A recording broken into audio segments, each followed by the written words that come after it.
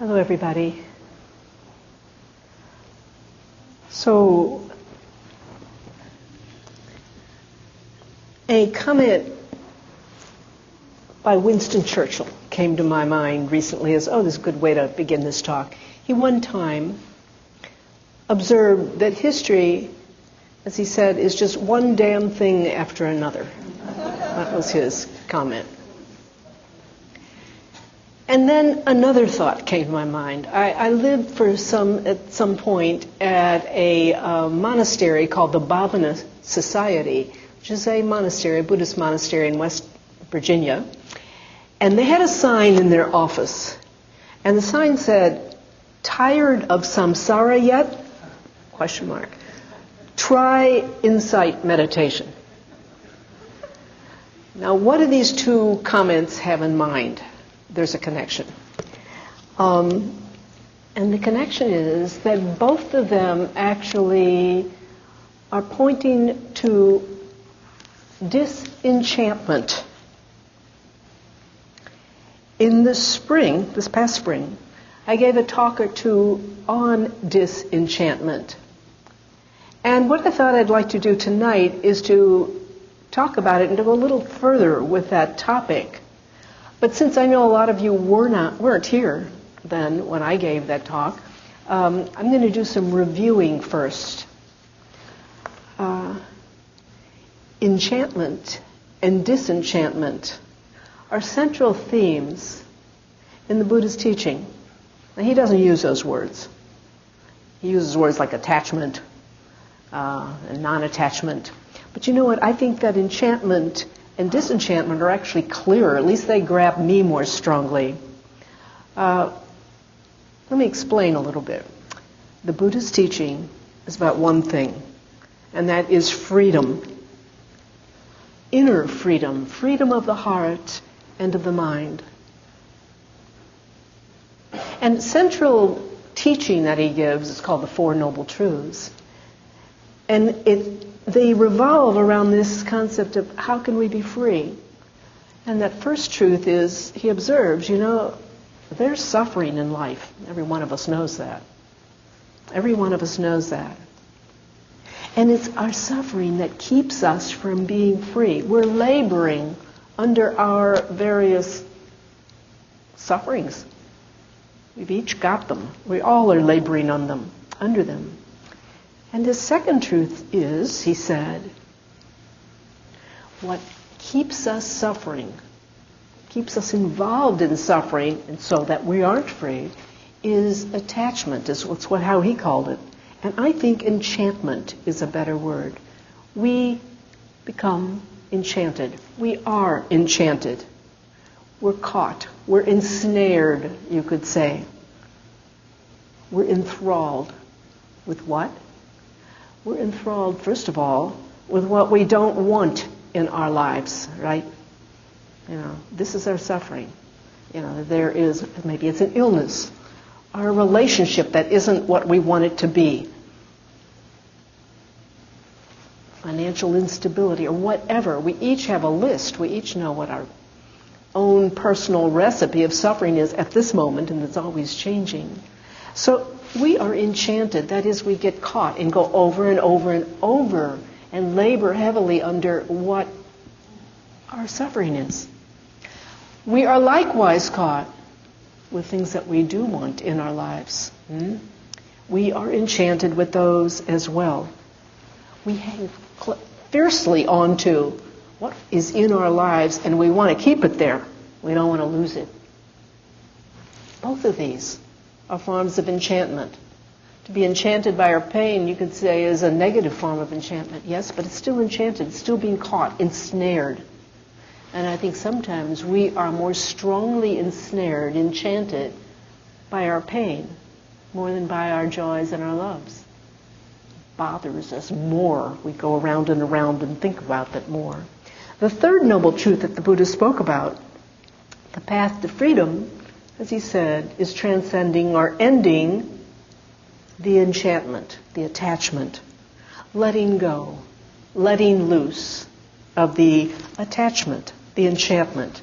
We've said so much here on these Tuesday nights about letting go, letting loose.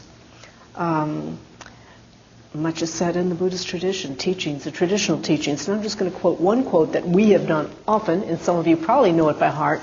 And it is this comment by a Thai forest master, meditation master, Ajahn Chah, who's 20th century. And he said, if you let go a little, you will have a little peace.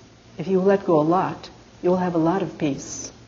If you let go completely, you will know complete peace and freedom.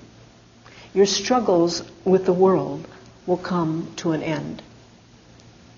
And I think right off the top, there are a couple of problems with this. If you hear it, particularly the first time, you think, but I don't want to let go. I don't want to let go of what I love. I want that in my life. What does that mean? Turn around, let go off into a desert island or a tropical island and just say goodbye, forget it? So I will say, no, that's not what it means. It means learning to be present for that which we love without holding on in a needy way, without grasping, without it having to be a certain way. An open-handed love and attachment, which in fact is even deeper. Because when we are not loving out of need, we are free to experience our love even more deeply. Free to experience it even more deeply. So I'd say that first problem, which I think all of us have, if you're just hearing it for the first time, perhaps it comes up for you immediately. And a lot of us who've been doing this for a long time, we chewed on it. I remember I was at that one for a long time. It bothered me. What? I can't love? I'm not supposed to love? That's not the meaning.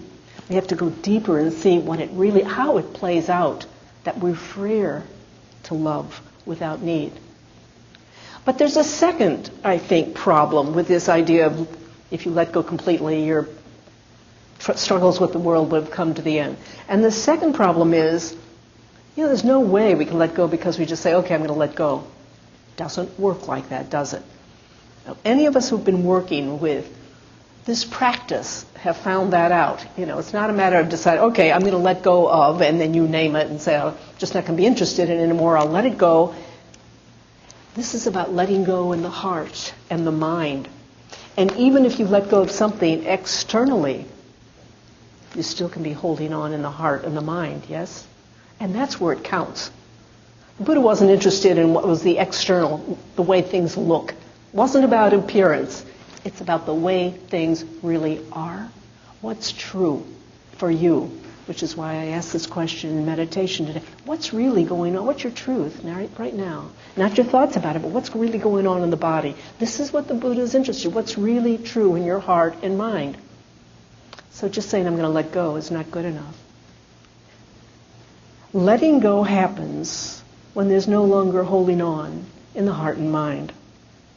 Which is to say that letting go happens as a result of disenchantment. Disenchantment is how letting go happens. It's the process. As we practice with insight meditation, our kindness meditations, and all the associated practices that we learn here, over time, gradually, letting go, our disenchantment, begins to happen naturally, all by itself. It's a result of, I'll say, readiness or ripeness. It's like when a fruit falls from a tree when it's ready and ripe. That's when letting go really happens. It happens in the heart and the mind. It happens as we really realize, that the things that we take pleasure in, they can still be pleasurable, not a problem. But they're no longer, we begin to see what we're ultimately looking for. For me, an example I gave last spring, it used to be horses. It still is horses. I still love horses. But it used to be if I didn't ride, and I lived on a farm, and so I was able to, we had a couple horses, and so I was able to, if I didn't ride, it was like the day wasn't complete. Disenchantment. Still loving horses. But recognizing, it's not a matter of my life being incomplete if I don't ride. Fill in whatever. It's all the same, all the same. Here's a quote, a wonderful quote by Pema Chodron. She's an American who is a nun in the Tibetan Buddhist tradition.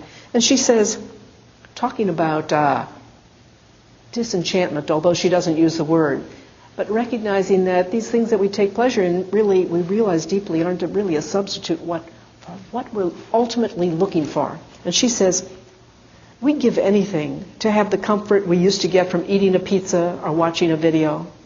However, even though those things can be pleasurable, we've seen that eating a pizza or watching a video is a feeble match for our suffering.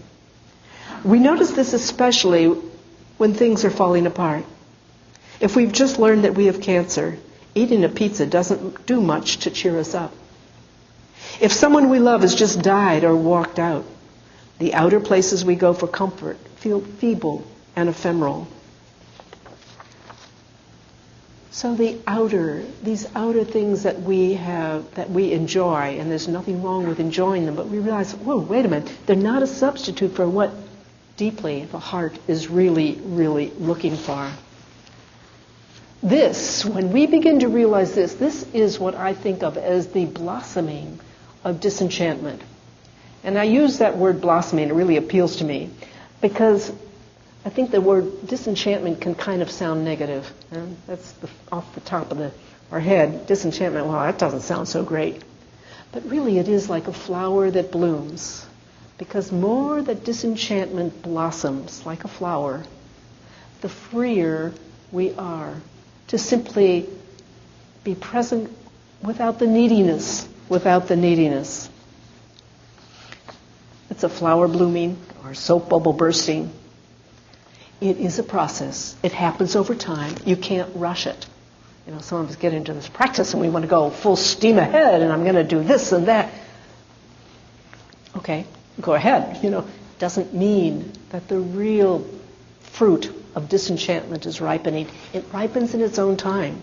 So we learn patience, just to be present. This is a process that's happening. It creeps up on us, kind of, I think, like a cat. I think a lot about cats. It creeps up on us like a cat. All of a sudden you realize, and I'm talking about it tonight. I think it's so important to talk about disenchantment because unless we've been clued in, we may not notice or recognize it in our own life.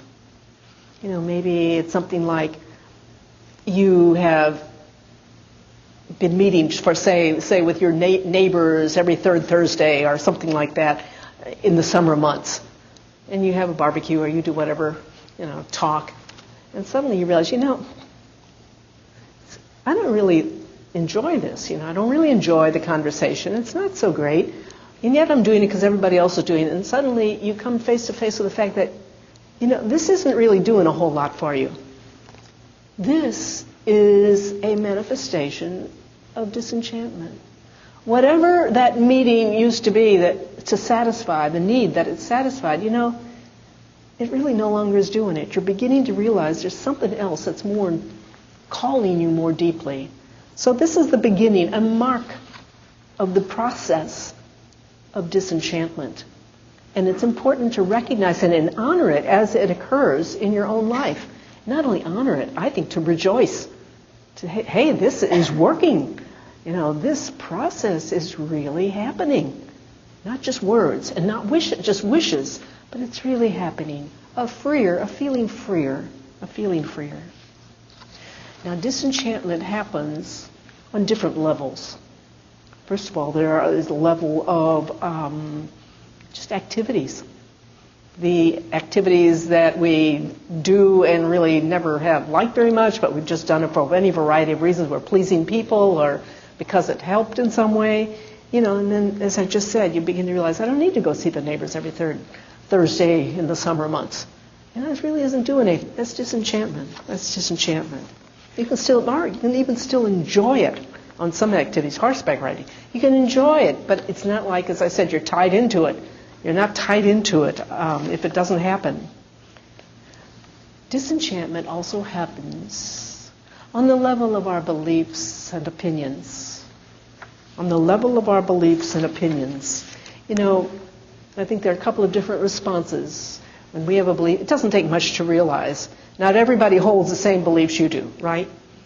All you have to do is be in a relationship with anybody, and you know, however close or however intimate or even not so intimate, you realize, not everybody agrees with what I consider truth and the best way of doing things. There are two different responses. And the first response is to realize, okay, well, my views are relative, and they've got theirs and I've got mine, and you try to work it out and you listen with respect to theirs. And I will give you a little example recently that happened for me, and that is I recently had a cat that came into my life. I thought she was a feral cat. And she wasn't feral. I was feeding her and we became great good friends. She's a beautiful little black cat, white paws, white bib, just the most affectionate little pussycat I'd ever seen. I was feeding her at my house, but I am enormously allergic to cats. I become asthmatic, and even outdoors when I was petting this puss, I was having an asthmatic reaction. So last week I took her to the SPCA. I'd named this little pussycat Boots because of her 4 white paws.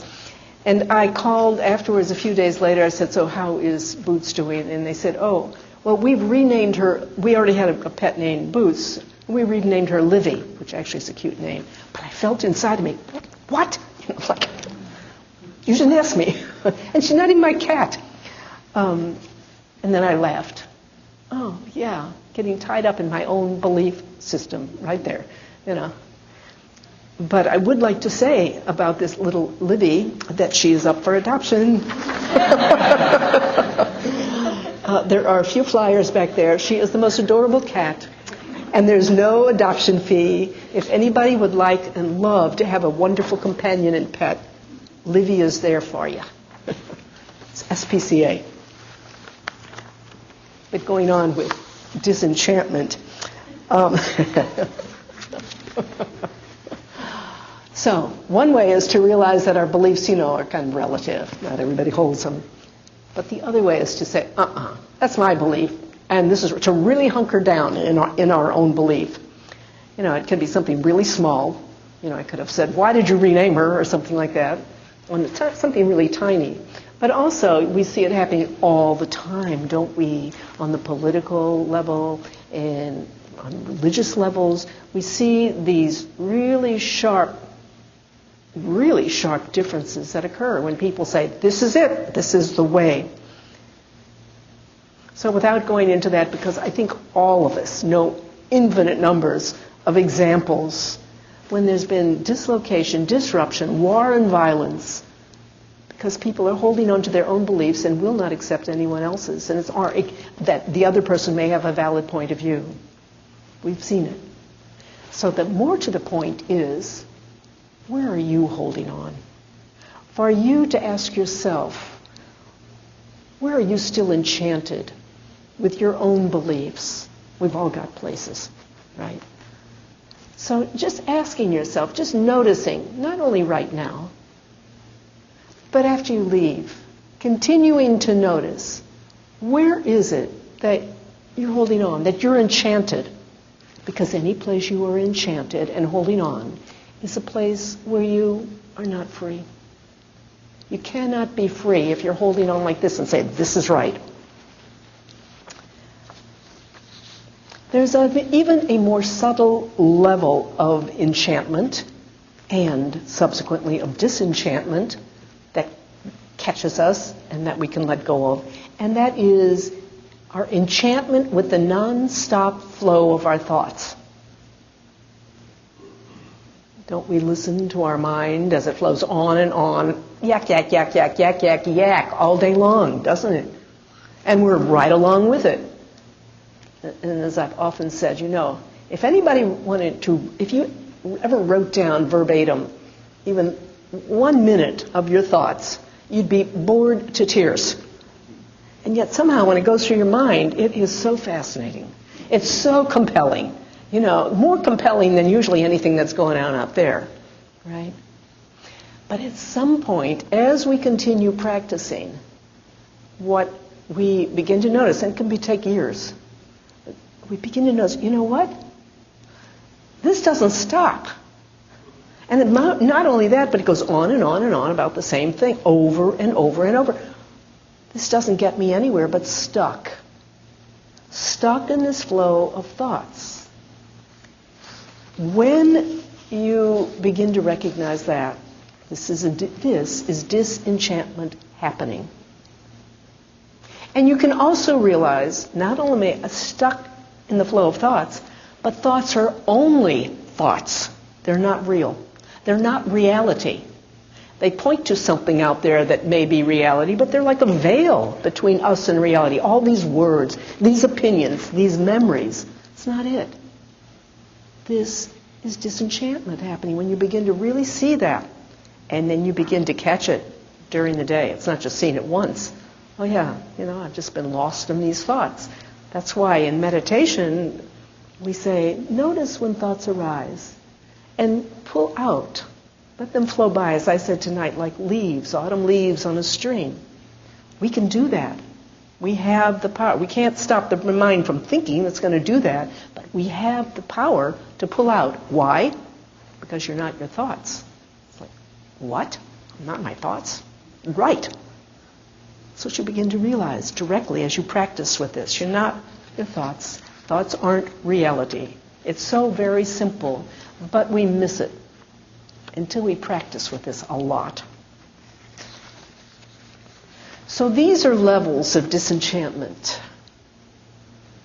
And yet there is one more level that I want to talk about tonight, a level that I call the ultimate disenchantment.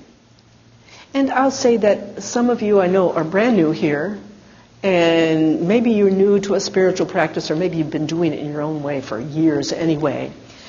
So I'm going to be talking about some things, and if you haven't experienced this directly, just listen and let it be seeds that perhaps are planted. Let it just hover in your mind. I'll say that the ultimate disenchantment is the realization, it happens with the realization that finally, it doesn't matter what's going on in our mind or our bodies either. Whether the mind is clear or whether it's confused, whether it's calm or whether it's turbulent, whether it is equanimous or whether it's not, whether it's loving or whether it's closed down. It doesn't matter. You begin to realize that in a deep way. You see, as we practice, as practitioners, of course what we are cultivating are the virtues, the loving kindness, the patience, the equanimity, the mindfulness, the investigation, equanimity, tranquility. We've got all kinds of things that we cultivate, and they're important. We need to cultivate them. They help us. They help us live a good life and a peaceful life. But ultimately, there's something beyond that we begin to realize. And that is, those are important. But the other happens too. Namely, I'm here cultivating tranquility, but I'm not feeling tranquil at all in the moment. And being able to accept that as, that's okay. Or I'm trying to be patient, but I'm feeling like I'm just on fire, ready to go. Realizing that's okay too. Not necessarily reacting from it, but accepting what your reality is in the moment, whatever it is, without having to make it any different. Without getting bent out of shape when anger arises. As I said, you don't have to react out of it. But realizing, wait, I'm just a human being. And these things do arise. When we can embrace it all, the whole enchilada, I guess you say, the whole thing, the good and the bad, the pleasurable and the unpleasurable, and realize all of this is about what humanity is about being human, about being in a body. That's the ultimate disenchantment. It doesn't have to be one way. We cultivate what's wholesome, what's good, but not getting bent out of shape when that actually isn't our experience at all in the moment. I think about like as long as we are enchanted by the good stuff, and I will call it the good stuff now, all the virtues that we are practicing as yogis, as practitioners, As long as we're enchanted by those and feel it's always got to be that way, it needs to be that way, we're going to also be enchanted in a negative sense by the bad self. That is, we're going to be reactive against it.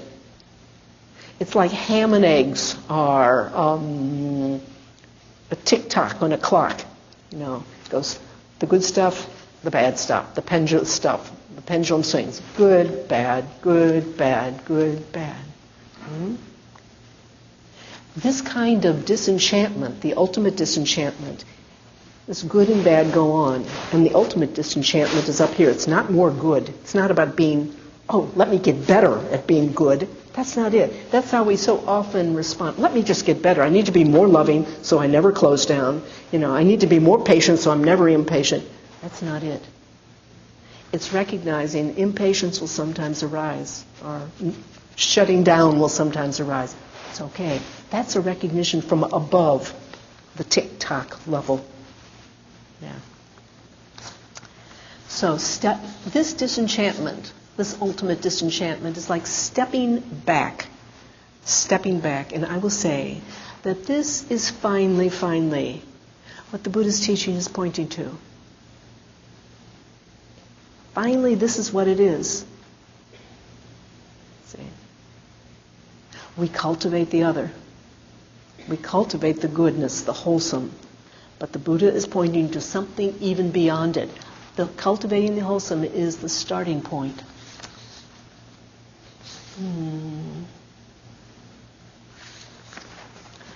I think I'm going to just finish up. I'm going to cut this a little bit short. There's another piece to this, but I think I won't go into it tonight.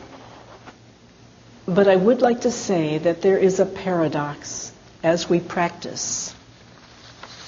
There is a paradox in our practice, and that is what I've been basically kind of dancing around right here, and that is we practice hard. Many of us go on retreats, and we meditate perhaps every day. We really take this practice very seriously, and we practice kindness, loving kindness, and the other virtues. And as I said, that's important. But it can also get in our way. It can also get in our way. We need to strive. Our striving leads us on into a more wholesome life. And it also ripens us so that at some point this ultimate disenchantment becomes, oh yeah, we're ripe for it. But at the same time that we strive, it can also lead us away. Because you see, we already are what we're striving for. And I'll just suggest that if you haven't heard this before, just listen. And some of you have heard this many times because we've talked about it before. But we already are that which we are striving for. What are we striving for? For freedom. And what is freedom? Open awareness, unencumbered by attachment, enchantment with our suffering. What we already are is a non-conceptual, an awareness that has not thoughts. It's not about thinking about it. It's not about ideas. It's about reality, about what is. That's just pure awareness.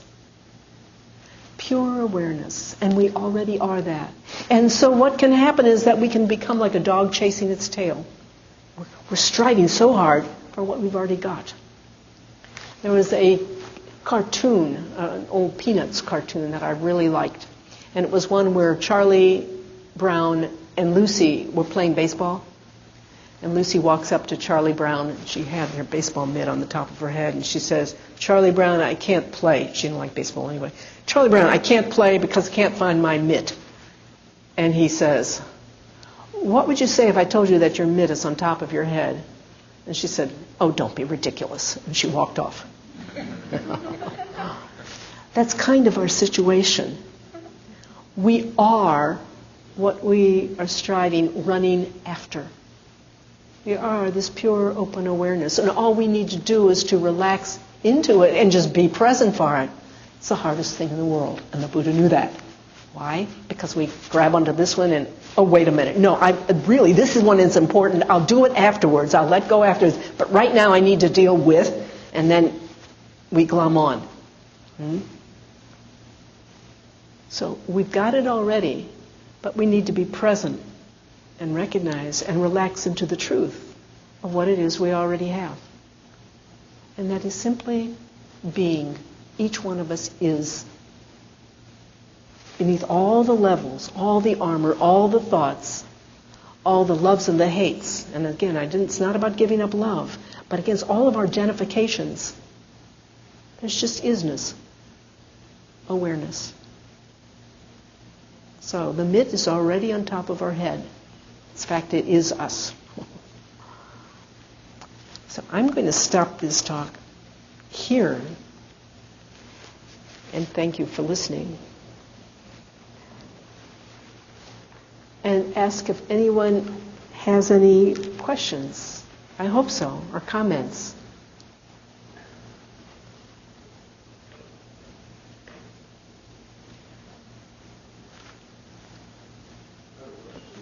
Yes.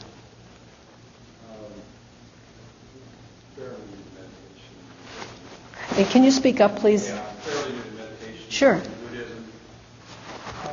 But I've heard more than a handful of Dharma talks and read several books. And what I'm not finding addressed, or I'm unable to see, even though it maybe perhaps is addressed, for me, the greatest pain is when I'm witnessing or near or empathizing with the pain of loved ones. And finding an equanimity in that circumstance is what I'm not finding addressed. That's what I'm not encountering. I hear. First of all, let me say that the Buddha spoke a lot about what he called the divine abodes, the heavenly abodes. And there are 4 of them. But the first one is loving kindness, and the second one is compassion.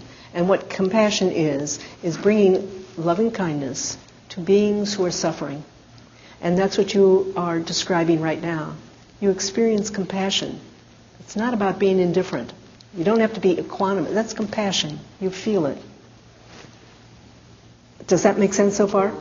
Yeah, okay. So and putting that in the context of what I've just said, if we want to talk about this other place above the tick and the talk, the place of disenchantment, it's accepting that your heart is torn open by the suffering of loved ones and knowing this is just human. That's not a problem. You see, if you can come from, you can embrace your truth in the moment, that's what it's about. And your truth that you have just expressed right now is compassion for those suffering. And that hurts. It's not a detached, let me be compassionate way over there. You know, you feel it. Yeah. Does that make sense?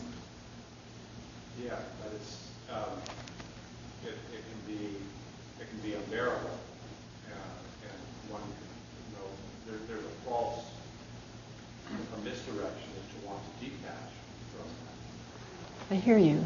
So, but what I'm also hearing is that you are aware enough that you see that that's happening, right?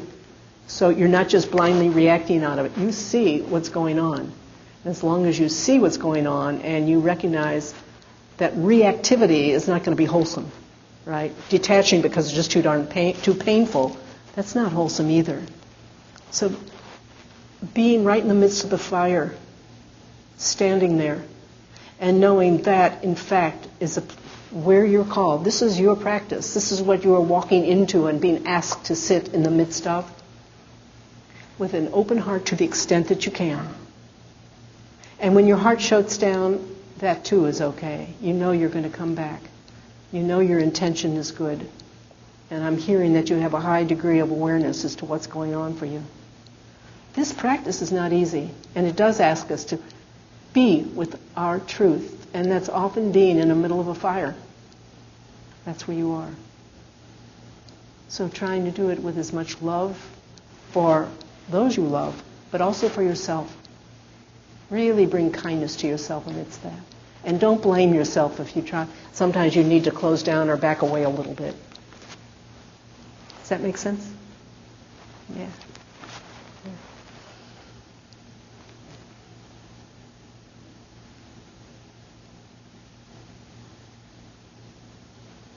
Yes. I had thought that disenchantment was similar to completion.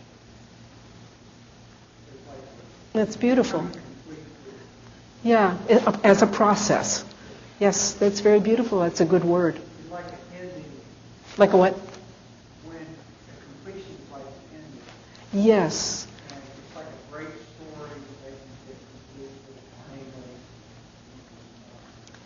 That, a good novel. yeah. Watch it, read it, and go and let go, and then but you get completely. I think that would make one qualification to that, and just remembering that disenchantment is a process. So it's not the end point.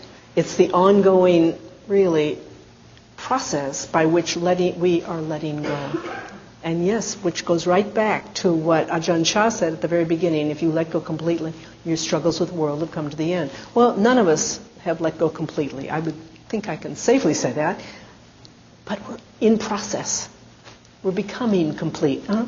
Yeah. And since all stories ultimately are nonsense, I can't, can you? since all of our stories end up being nonsense in the end, there's disenchantment with our stories. Yeah, that's exactly right. And this was part that I didn't talk about tonight. That's exactly how, I don't know, I think you just said, though, nonsense. Did you use that term? About the stories? Yeah, maybe a little bit. A little bit. But I know what you're getting at. Every story Yeah. is like an arbitrary viewpoint of reality, which is true from that view. Absolutely. But, and we should have compassion for someone experiencing your story. You're right on there. And the truth is that this is how we live our lives. We live on this level of our stories. We could call it our personal narrative. And everybody's walking around all these personal narratives bumping into each other. And what we realize on this other level, this ultimate level, is, oh yeah, they are not only true. They're not the only truth. We live, usually, most people, as this was the beginning and the end of it. And then from this other level, we realize, oh, wait a minute, those are not only true. In fact, the I that I think I am is not who I think I am. In fact, there's no I there in the way I think it is, which is, I was kind of inviting people to go in that direction during the meditation when I said, please notice that your thoughts arise without your inviting them. Your hearing arises. What else? I said something else. Arises without your doing it. You know, you're not there. There's no you necessary for all that stuff. And yet we live as though, I'm the center of the universe. We each live that way, don't we? In a self-centered way. I don't mean that we're not good, kind, and do things for everybody else. I mean, you may give your life to your kids or to a charity or to whatever. But it's me doing that. But that's the self-centeredness of it. From this other point of view, it's just recognizing all these are stories, just as you're pointing out. Thank you. Good. Yeah. Yes, Christina. I have a question, Susan. So the little that I've read about when the Buddha decided to teach, and how it seemed like there was a kind of indifference at first, like, well, I could teach, or maybe I don't have to teach, and yet the teaching, the deciding to teach, coming from a kind of wholesome action as opposed to a reaction. But I'm wondering if that question that he was able to ask about it comes from that higher level. Or where's the level of acting in the world? Yeah. Not reacting, but acting. Where does that come from? Well, I think the short-term answer is compassion. The last talk I gave actually, or maybe it was the second to last one, but it was actually on exactly that topic. talking about the moment when the Buddha awoke, and then he didn't feel he didn't want to teach. He said, "This is too subtle. People aren't ready to hear it, and this would be really tiresome for me," is what he said. And if nobody can understand what I'm saying, that's going to be really tiresome. But it was said, and I think it was really and he explained this later on to his monk disciples, so this is how it got written down. But he said it was said that it was a God, but maybe it was his own inner dialogue. And what was put in front of him, or he realized, was that there are a lot of people who are really yearning for this. And the words were, there are a lot of people with little dust in their eyes. Those people yearn to hear this. You need to do this. And for that reason, he decided. Yes, and I think it's compassion. He taught out of compassion. Does that answer? Kind of? I guess I was wondering if there's some level on which it doesn't matter that he taught, or it doesn't matter that there's a teaching. Yeah, the paradox, I think, Christina, is that what he was teaching points to it doesn't matter. See? That's where he was pointing. But he was pointing it out to help others recognize that it doesn't matter, ultimately. And yet it matters profoundly on the level of our everyday conventional reality. That's the paradox. That's why it's so subtle what he's teaching. And he decided to start on the level of that everybody understands. For reasons that I won't go over. But he decided that, let me come in on the level where everybody is. And so he talked about taking care of your parents, to people he was talking to, taking care of your children and living a good life and being moral and all those things. But his teaching is progressive or gradual and kept pointing beyond. Onward leading is a big term that's used frequently. His teaching is onward leading. Onward to what? To realizing finally it doesn't matter. Not in the sense that it's unimportant, but in the sense that you can embrace it all with equanimity. Yeah.